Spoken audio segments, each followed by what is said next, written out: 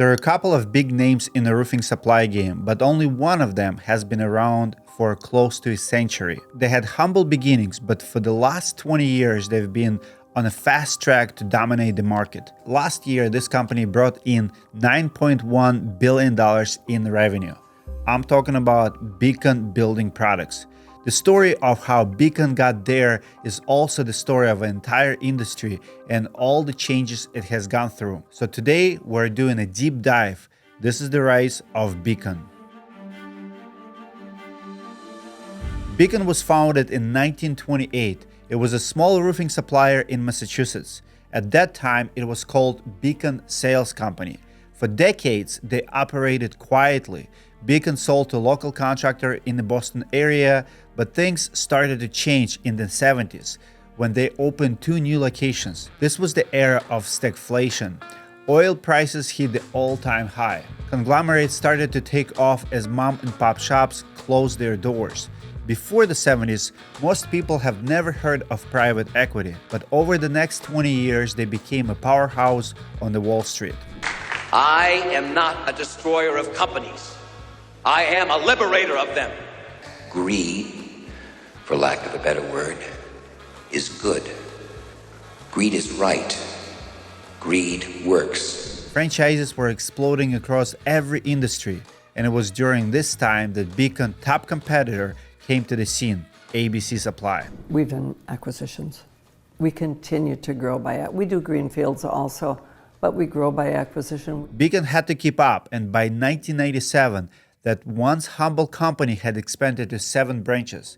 They were generating $72 million in annual sales. That's when the private equity firm Code, Hennessy, and Siemens purchased a majority interest. They rebranded the company to Beacon Roofing Supply. 1997 was the start of the new era, and it came with an aggressive growth strategy. The company doubled in size after its first major acquisition, Quality Roofing Supply in Pennsylvania. That move brought in another $51 million in sales. Over the next 4 years, Beacon just kept growing. By 2001, they had 60 branches.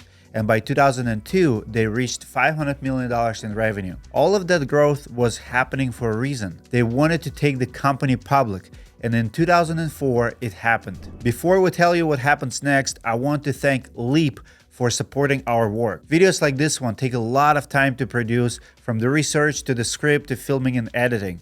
We have 4 people who work on this story alone, and it's thanks to Leap that we are able to do it. Now, you guys know I'm a fan of Leap. What I love about the software is that it's affordable for startups, but as you know, Leap will grow with you. They make it easy for you to manage every step of your jobs in one place, from inspection to estimate to final payment, and they work with the tools you already use like Job Nimbus, Company Cam, and more. Go to the link in the description to sign up today. Now let's get back to Beacon. The timing of Beacon's IPO was no coincidence. These years were some of the most profitable ever in the United States housing market. Employment, new construction, and home sales all peaked around 2006. This was the bubble that led to the Great Recession.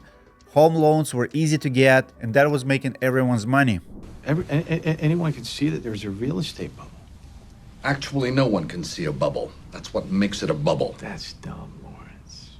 The industry was still riding its wave when Robert Bach was made CEO of Beacon in 2003. He was the one to lead their IPO or initial public offering of stock in 2004. At that time, Beacon had 68 branches and was doing $560 million in sales. By the end of that year, revenue jumped to $653 million. Things were looking good, but Beacon was still far behind its top competitor, ABC Supply. The IPO brought in a stream of investor cash that will help Beacon compete. The strategy was clear: expand through acquisition. In the years after the IPO, Beacon was scooping up regional supply companies. Notable sales were JGA Corporation in 2004, Shelter Distribution in 2005, and Roof Depot in 2006. These moves were not just about growth. They were also about diversifying. Beacon's product offering grew a lot. From roofing materials to siding, windows, and doors, they became a one-stop shop for contractors. That diversification would turn out to be crucial for their survival of the years ahead. The signs were everywhere, but now it's official. We are in a recession. The research group that makes that determination made it today and said the recession actually started a year ago. The 2008 financial crisis was a rough moment for the construction industry. The collapse of the housing market had ripple effects on the new builds and employment. It was during this time that the co-founder of ABC Supply, Diane Hendricks, had to sell half of the company to keep it alive. While Beacon's growth slowed down, they only had a decline in sales for 1 year, 2009. The company was able to stay relatively stable compared to the dramatic swings of some competitors. As the construction industry began to recover, Beacon was ready. They had continued to make acquisitions and investments during the downturn. By 2010, it started to pay off.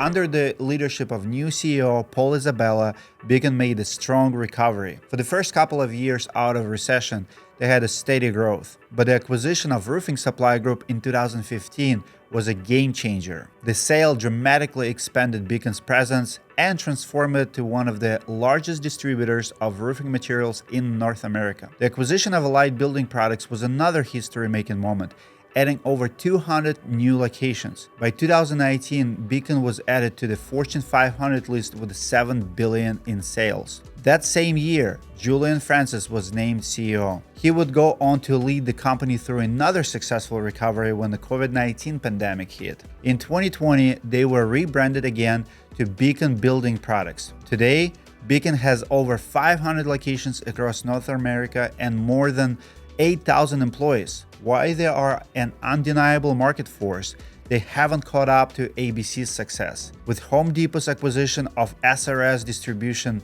Beacon is sitting in third place. It's anyone's guess whether Beacon will ever beat its competition. Still, number 3 is not a bad place to be. They're a major force in the roofing market, and they are the largest publicly traded roofing supplier in US and Canada. Beacon stock has increased 50% in the last year and more than 170% over the last 5. After almost 100 years in business, Beacon has proven it can adapt to industry changes. They are showing no signs of slowing down. Let us know what you think about the Beacon story in the comments and what you want us to cover next. See you guys in the next video. Notable sales were JGA.